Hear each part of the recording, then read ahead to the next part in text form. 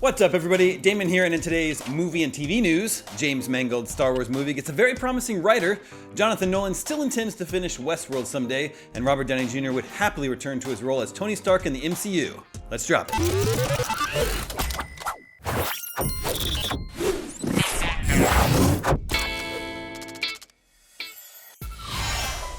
James Mangold's Star Wars movie that takes place an even longer time ago has picked up House of Cards television creator Beau Willimon as a co-writer, according to The Hollywood Reporter.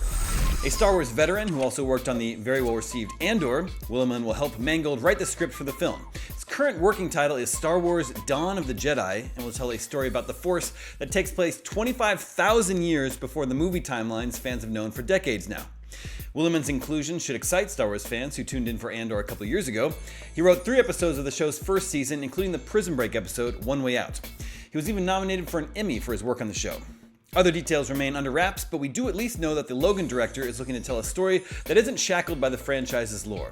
In June of last year, he explained that he wants his film to explore the origins of the Force. He said, "I want to be part of the saga, but I also don't want to be holding so much lore in the air that you can hardly tell a story.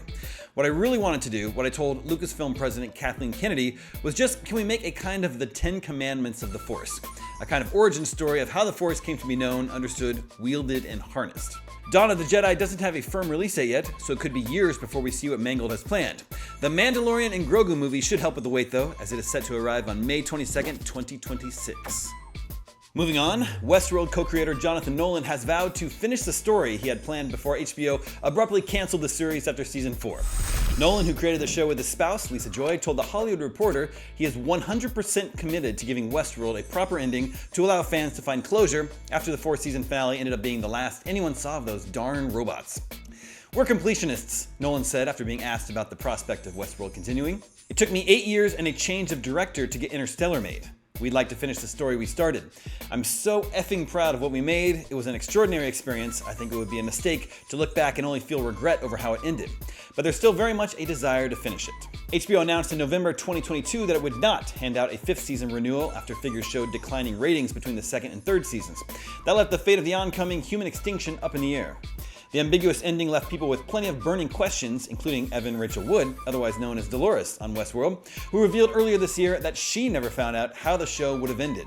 Wood shared with The Hollywood Reporter, "I asked the creators after we got canceled, can you please just tell me how you're going to end? And they wouldn't tell me.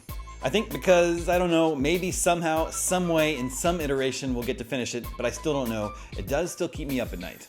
Westworld premiered in 2016 and focused on a Wild West-themed amusement park inhabited by robots that park-goers could interact and role-play with. Later seasons saw the robots gain sentience and free themselves from the park and into the human world, building up to a grand conflict between the two sides. Before finding a possible avenue for Westworld's conclusion, Nolan and Joy are tapping into another sci-fi world as co-creators of Prime Video's Fallout adaptation. Many anticipate it to be one of the biggest shows this year, with the entire first season arriving in a single drop on April 11th. And finally today, though Avengers Endgame seemed to close the book on Robert Downey Jr.'s time in the Marvel Cinematic Universe, the Oscar winner is open to reprising Tony Stark in Iron Man. In an interview with Esquire, Downey spoke briefly about whether or not he would ever return to the MCU in the future. He said, "Happily.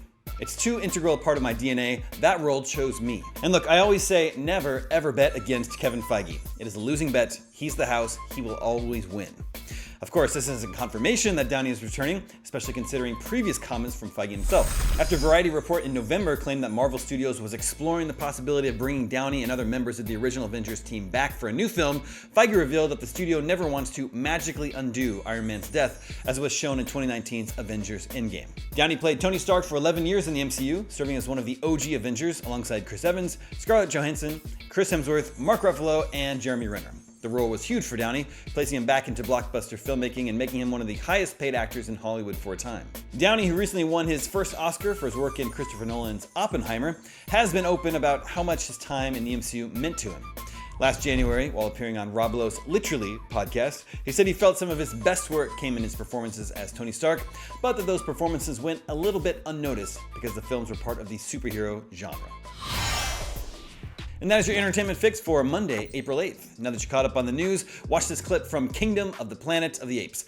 I'm Damon Hatfield, and for all your entertainment news, stay tuned to IGN.